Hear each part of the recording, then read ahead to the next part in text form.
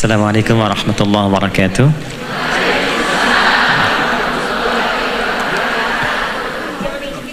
Alhamdulillahi wa kafa, wassalatu wassalamu ala rasulillahil mustafa wa ala alihi wa sahbihi wa dhurriyyatihi wa ummatihi wa man wafa wa ba'd.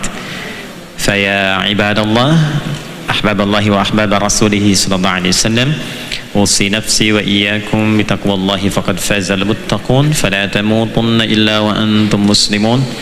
Faqala ta'ala ya ayyuhalladzina amanu taqullaha haqqa tuqatih wa la tamutunna illa wa antum muslimun. Sehat semua?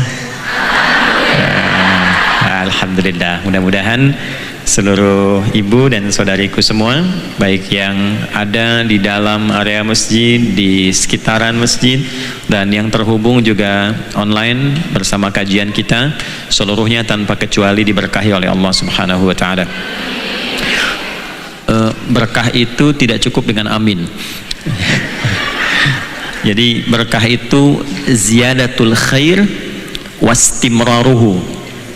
Ziyadatul khair, bertambahnya selalu nilai kebaikan, wastimraruhu, dan konsisten berlangsung dibawa dalam kehidupan. Jadi seseorang dikatakan mendapat berkah, hidupnya penuh berkah, dirinya diberkati, diberkahi. Artinya ada kebaikan-kebaikan yang bertambah pada dirinya. Lisan yang berkah adalah lisan yang ketika digunakan selalu keluar kata-kata yang baik. Mata yang berkah yaitu pandangan yang ketika digunakan selalu diarahkan pada yang baik sampai ke ujung kaki. Hidup yang berkah adalah tata kelola kehidupan yang selalu punya orientasi capaian pada yang baik-baik. Itulah berkah. Nah, diberkahi artinya berusaha untuk meningkatkan nilai-nilai kebaikan itu dan konsisten dibawa sampai selama kita hidup hingga wafat. Ciri khas orang beriman, laki-laki dan perempuan, ketika ditampilkan dalam Al-Quran, itu selalu iman dipasangkan dengan kebaikan. Saya seringkali membuka pertemuan dalam setiap majelis ilmu, misal dengan mencontohkan bagian karakter tubuh kita dulu. Dari mata misalnya. Seringkali orang mengatakan mata itu fungsinya untuk melihat. Tapi ketika mata itu dimiliki oleh insan beriman, seorang yang beriman, baik laki-laki ataupun perempuan, maka iman itu mendorong pandangan sebagai fungsi mata kepada nilai-nilai kebaikan. Itulah mata yang berkah. Misal untuk perempuan itu ada Quran surah Cahaya, surah An-Nur. Kalau nama-nama surah di Al-Quran itu baiknya ditampilkan dengan nama Arabnya, walaupun ada terjemahannya. Jadi ada nanti kata-kata yang mutlak harus dengan menggunakan bahasa Arab, seperti sholat. Hikmahnya banyak. Selain makna yang tidak bisa dijangkau terjemahannya oleh bahasa lain, ada kedalaman, kekhusyuan, dan juga nanti menjaga orisinalitas ibadah. Karena itu satu-satunya agama di muka bumi yang ibadahnya semua kompak, gerakannya, bacaannya, dari sejak diajarkan sampai kapanpun itu hanya di Islam. Sholat. Ya, ibu atau saudariku boleh cek untuk membandingkan saja ya. Tidak harus kemudian kita menilai sesuatu yang kurang baik pada keyakinan orang. Kita punya ajaran lakum dinukum waliyadin. Tapi kalau kita ingin belajar menguatkan iman, silahkan dicek. Setiap keyakinan lain yang memiliki ibadah di setiap tempat caranya bisa beda, bacaannya bisa nggak sama. Tapi silahkan cek yang di Arab, yang di Afrika, yang di Asia, di Amerika, di Eropa, di Chicago, Amerika, di Chicago, di Bandung, ya. Singapura, ya, sama kan ya? Ya, semua sama. Ini menunjukkan kebenaran atau bahasa kerennya orisinalitas ajaran Islam. Masih orisinil. Nah, yang paling menarik Sekarang kita kembalikan kepada pemaknaan tadi. Bacaannya Arab, azan pakai bahasa Arab, dan jadi nggak enak ketika diganti. Ya, misal Allahu Akbar, enak gak? Ada getaran ke hati nggak? Ada, karena ada ayatnya. Innamal mu'minuna alladzina idza dzukirallahu wajilat qulubuhum. Ciri insan beriman itu kalau disebutkan nama Allah ada konfirmasi getaran di hatinya. Nah, jadi Allah itu menetapkan hukum setiap pergantian waktu dalam sehari. Jadi sehari itu ada 5 waktu berganti. Dari mulai subuh hilang jadi siang hilang jadi sore hilang jadi maghrib dulu, ya, matahari tenggelam dulu, baru muncul malam. 5 waktu. Nah, setiap pergantian waktu ini ada pengecekan iman. Apakah imannya masih ada enggak? Imannya lemah enggak? Imannya posisi kuat tidak? Nah, di antara cara mengecek iman itu salah satunya yang paling standar dengan menggunakan lafaz azan. Diperdengarkan di telinga. Telinga itu bahasa Arabnya udhun, jamaknya azan. Kenapa disebut azan? Karena panggilan ini satu-satunya lafaz yang diperdengarkan 24 jam di muka bumi tanpa berhenti dan didengar oleh orang yang punya telinga dan pendengaran. Itu sebabnya kenapa waktunya beda-beda, Bu. Bandung dengan Garut beda tipis kan? Ya, kemudian geser ke Ciamis, ke Jawa, ada yang beda 5 menit, beda 10 menit. Itu semuka bumi 24 jam berputar terus lafaz adzan tanpa berhenti. Nah, begitu kita mendengar Allahu Akbar, langsung ada getaran kan di hati. Ya Allah, sudah adzan. Pernah begitu? Nah, beda kalau diterjemahkan. Ya, orang Jakarta adzan misal diterjemahkan. Ini contoh saja ya. Ini contoh. Tuan gua gede. Nyambung ke Cipadung tuh. Allah nu agung gitu kan. Nggak enak ya? Nggak enak. Makanya lafaz itu nggak boleh diganti, nggak bisa diterjemahkan. Diterjemahkan dalam arti adzan ada penerjemahnya gitu. Ya, kalau terjemahan tulisan bisa. Termasuk nama-nama surah Al-Quran. Ada terjemahannya, tapi lebih enak kedengaran bahasa Arabnya. Ukhti, lagi ngapain? Murojaah. Surat apa? Sapi. Nggak enak kan? Kamu apa? Lebah. Al-Baqarah, An-Nahl. Itu si Ece nu mau surat naon? Sirum. An-Naml gitu kan? Ya, jadi dia harus menggunakan bahasa aslinya. Quran surah An-Nur di ayat ke-31 misal. Wa qul lil mu'minati, dan katakan, viralkan Muhammad sallallahu alaihi wasallam pada setiap perempuan-perempuan yang beriman. Awas, ada pembedanya tuh. Nah, kita beriman tidak? Beriman ya? Misal. Nah, cirinya apa? Ayo. Apa yang membedakan ciri iman yang kita miliki dengan orang yang belum beriman? Saya selalu memilih kata belum beriman karena berharap siapapun bisa beriman. Oke? Cirinya apa? Ternyata iman itu selalu mengantarkan pada keberkahan, pada kebaikan. Jadi misal iman itu, maaf saya berdiri, masuk ke mata. Maka ketika iman itu masuk ke dalam mata itu akan dibimbing oleh iman untuk melihat hanya yang baik-baik saja. Ketika yang dilihat itu menurut imannya tak baik, maka dipandu mata ini untuk berpaling. Berpalingnya pandangan dari yang tidak baik menurut iman itu disebut dengan ghaddul basar namanya. Ghaddul basar. Wa kullil mu'minati yaghdudna min absarihinna, dan katakan, viralkan Muhammad pada perempuan yang punya iman, maka imannya akan menuntun pandangannya untuk melihat yang baik saja menurut imannya. Jadi kalau standar iman itu jelas. Mungkin bagi sebagian yang belum beriman atau imannya tidak aktif, sinyalnya lemah, dia akan melihat standarnya standar budaya.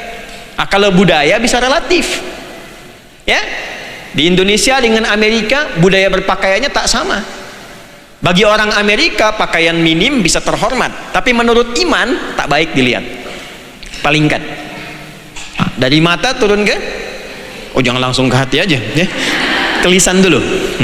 Dari mata turun ke lisan. Coba lihat ayat-ayat lisan, ayat mulut di Al-Quran, dibukanya kan pakai iman dulu.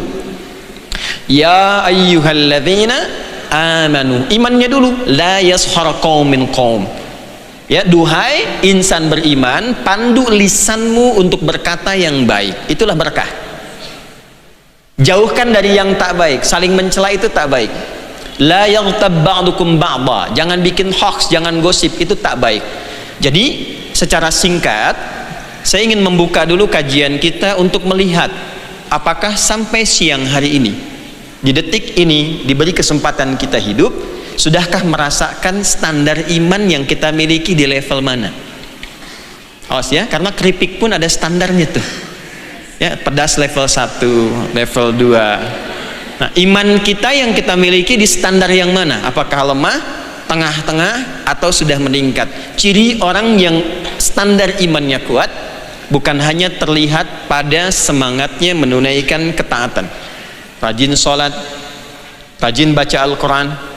Ternyata standar keberhasilan sholat pun itu amal soleh, itu kebaikan. Coba orang yang berhasil sholatnya, pembuktiannya itu bukan kelihatan tenang, khusyuk, tapi pasca sholatnya, innas sholata tanha anil fahsya wal munkar. Yang baca Al-Quran bukan berapa kali khatamnya, bukan berapa banyak hafalan juznya, tapi perhatikan standarnya. Wa minhum sabiqum bil khairati biiznillah, dzalika huwal fadlul kabir. Paham? Tidak. Dan ahli Al-Quran yang sukses itu, kata Allah, bukan berapa banyak yang dia telah hafalkan, berapa juz yang telah dia khatamkan, itu utama, bagus, namanya fadlun. Hafal Quran itu utama, istimewa. Membaca, menghatamkan Quran utama, tapi di antara yang istimewa, dzalikal huwal fadlul kabir, yang paling hebat itu adalah sabiqum bil khairat. Berapa banyak kebaikan yang mampu diciptakan dari ayat yang kita baca itu. Jadi baca ayat mata, matanya langsung baik. Baca ayat lisan, lisannya langsung baik. Itulah sebabnya ini mau masuk waktu asar kan? Nanti ada surat Asar, surah 103. Di situ nanti disebutkan iman, pasangannya amal saleh. Wal 'asr innal insana lafi khusr illa alladzina amanu wa 'amilus shalihat. Nah, sekarang pertanyaan besarnya, sebagai seorang perempuan, adakah bimbingan di dalam Al-Quran yang mengantarkan seorang perempuan itu menjadi bukan hanya baik, tapi terbaik di hadapan Allah sebagai penciptanya, dan didorong untuk membuktikan keimanannya kepada Allah Subhanahu wa Ta'ala? Maka kita akan temukan tipe-tipe perempuan di dalam Al-Quran yang dengan itu mudah-mudahan akhirnya mengantarkan seluruh yang belajar di siang hari ini, para perempuan muslimah, menjadi baik di hadapan Allah Subhanahu wa Ta'ala. Baik, karena sudah diaminkan, kita akhiri kajian kita hari ini.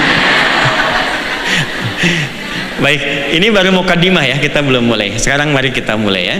Jadi saya kasih pembuka dulu supaya mengerti apa yang mau dibahas hari ini. Teman-teman, saudariku, keluarga sekalian, telah kita urai di pertemuan yang lalu tentang beberapa contoh dari kehidupan istri-istri Nabi Sallallahu Alaihi Wasallam. Hari ini saya coba sedikit dulu, bukan ingin melompat, tapi membangun kaidah yang kokoh dulu tentang perempuan, baru nanti kembali lagi kepada istri-istri Rasulullah SAW. Baik, saya minta izin untuk berdiri supaya mudah nanti terlihat dan berinteraksi. Sebelumnya saya minta maaf, saya duduk sedikit lebih tinggi dari jamaah sekalian, ini untuk sekedar terlihat saja. Bismillah. Tipe perempuan dalam Al-Quran.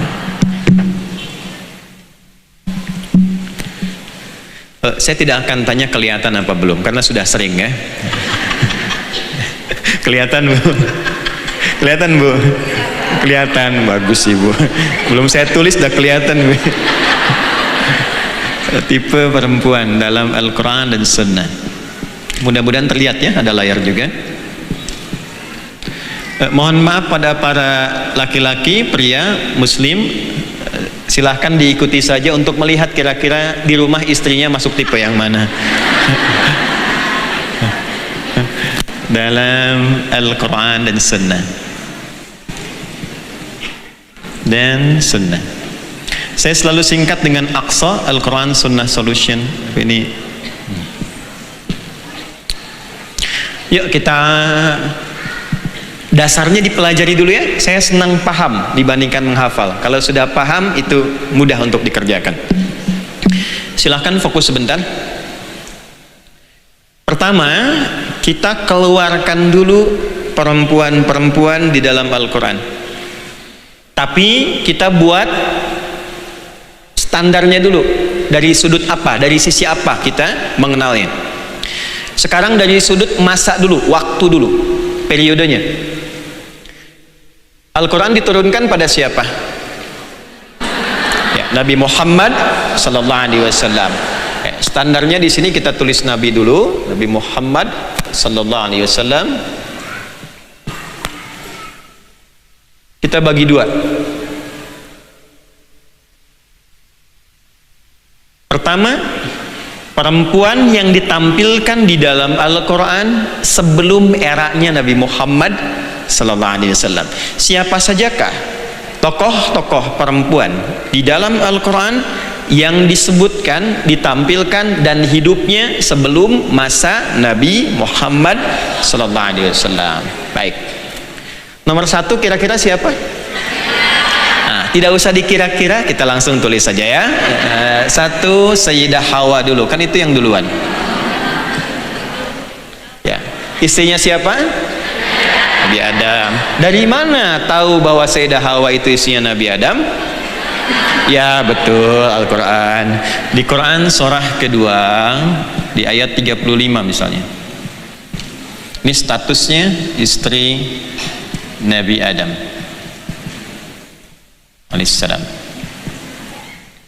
Dah, wa qulna ya Adam uskun anta wa zawjukal jannah. Dan kami firmankan dengan keagunganku, Adam, bawa istrimu untuk meninggali tempat indah sementara waktu, jannah, sebelum bertugas di bumi sebagai khalifah. Jelas sampai sini? Satu.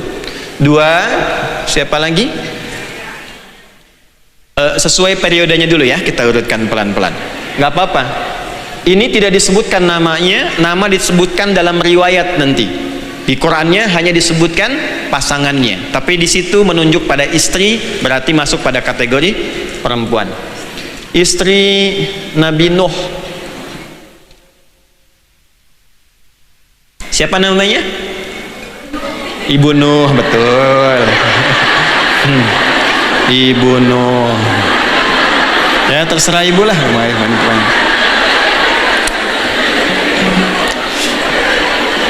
Tolong panitia catat ya. Sekali lagi ada yang begitu saya pulang nih. Gak apa-apa, bagus. Oke. Gabungkanlah dengan yang ketiga, istri Nabi Lut.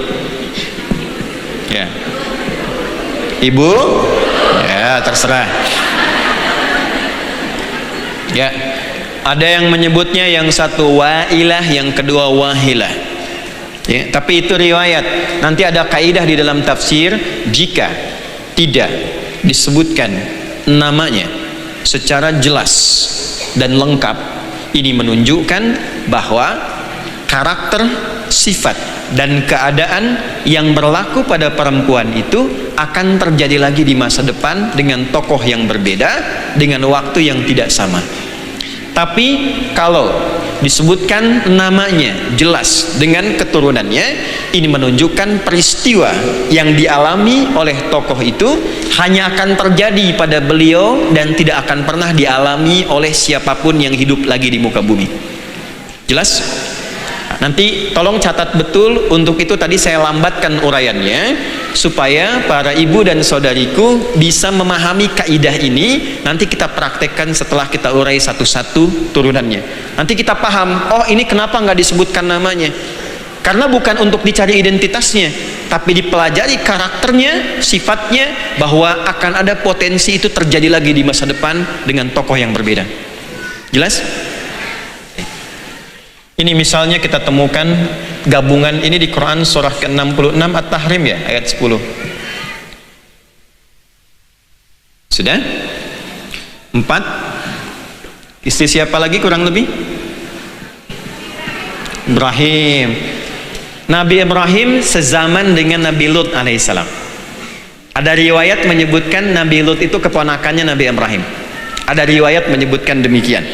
Karena itu nanti ketika malaikat mengabarkan Nabi Ibrahim akan punya keturunan dari Sayyidah Sarah alaihissalam, maka setelah itu dikabarkan akan pergi ke tempatnya Lut untuk menghukum umatnya Lut yang sudah meminta azab. Jelas? Itu nanti diantaranya ditemukan di Al-Quran surah ke-51 Adz-Dzariyat dari ayat 29-30 untuk istrinya ini, 31-nya masuk ke Nabi Lutnya. Jadi satu masa boleh jadi ditemukan dua nabi ya. Istri Nabi Ibrahim ada berapa? Kenapa pelan? Yang satu Sayyidah Sarah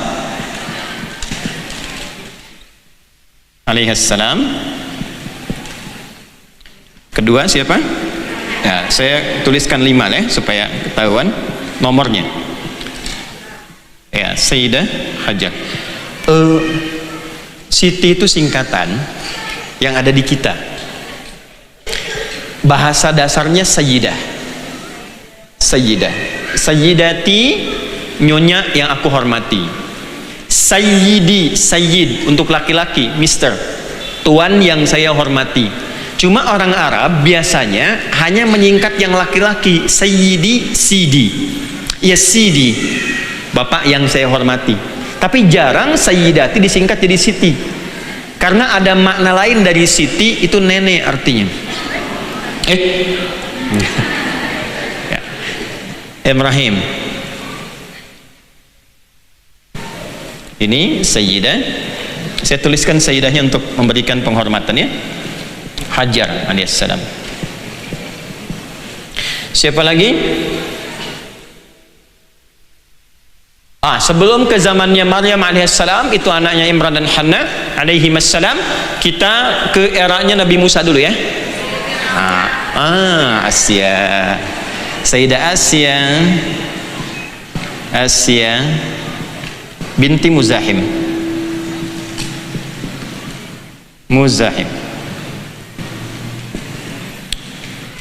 Ini dalam riwayat sebutkan istrinya siapa?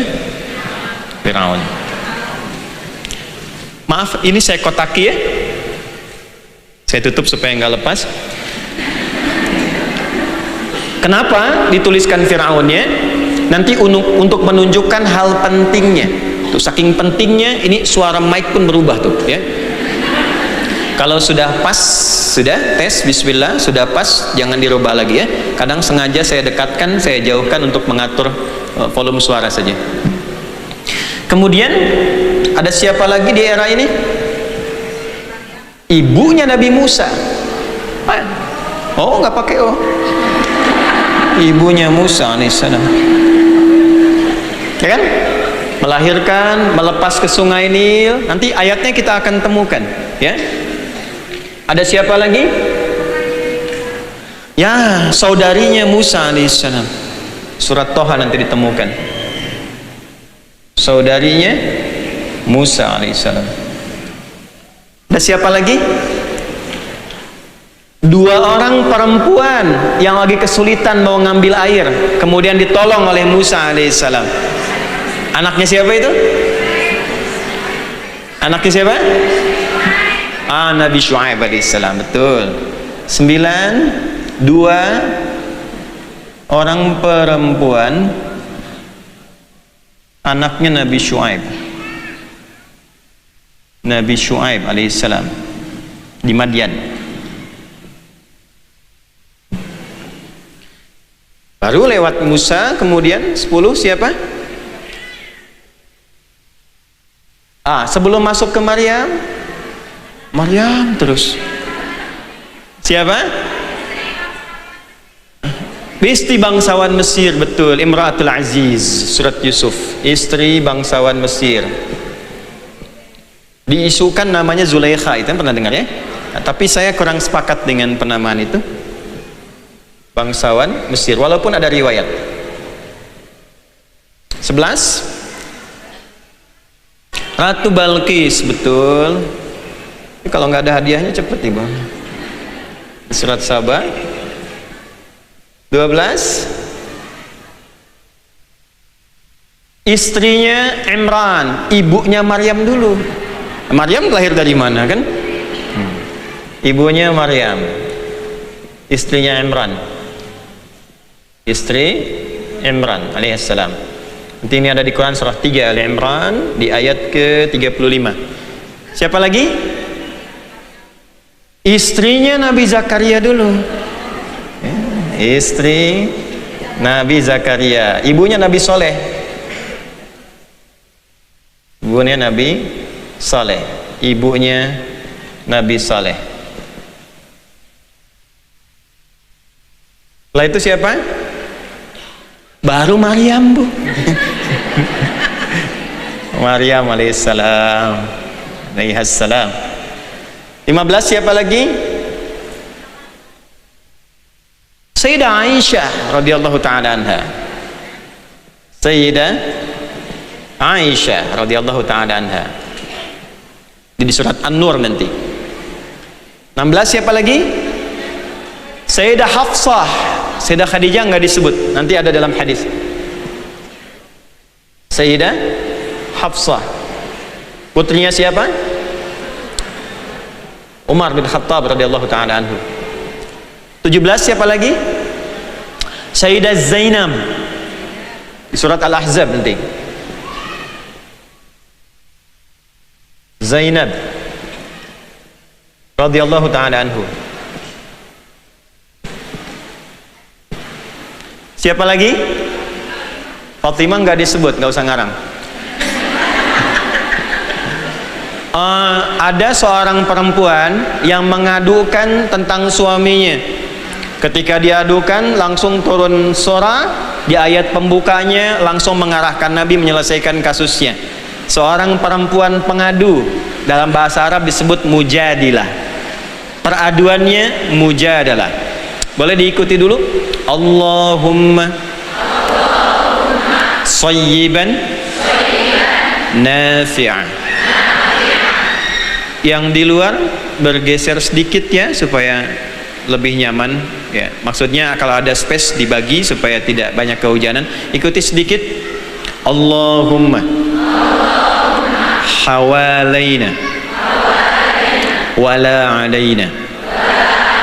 Allahumma hawalaina wala alaina. Allahumma hawalaina wala alaina. Nah, itu minta pereda hujan sedikit.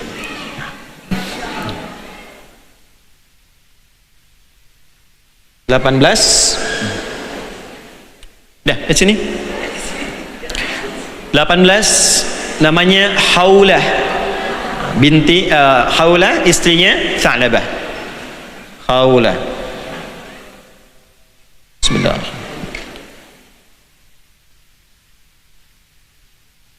Satu lagi.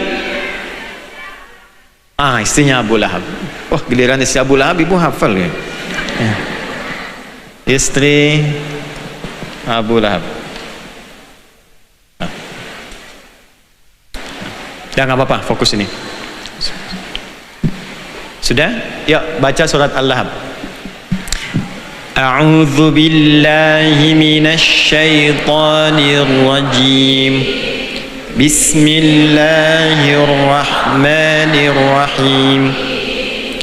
Tabbat yada abi lahabin wa tab.